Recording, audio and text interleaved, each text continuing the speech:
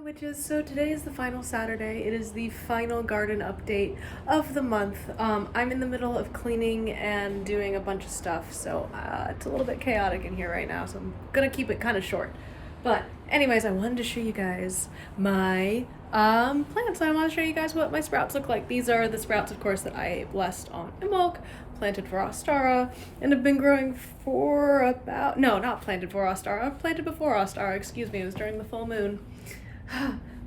Where does the time go? Anyways, let me show you guys my plants. So yes, sorry about all of the animal skulls. I am moving my collection to a new place. So I think that's a very interesting image, just very stark opposites. Anyways, here are some beautiful plants.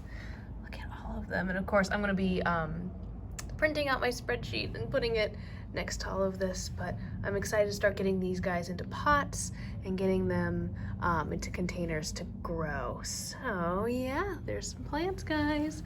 I hope your guys' gardens are growing well, and if you haven't planted, I hope you guys get to soon and that it's warming up for you. Like, I have the windows open and stuff. You can like see out. I don't want to show people's like license plates and stuff though. So anyways, new altar setup, video coming soon. Yeah. All right, bye guys.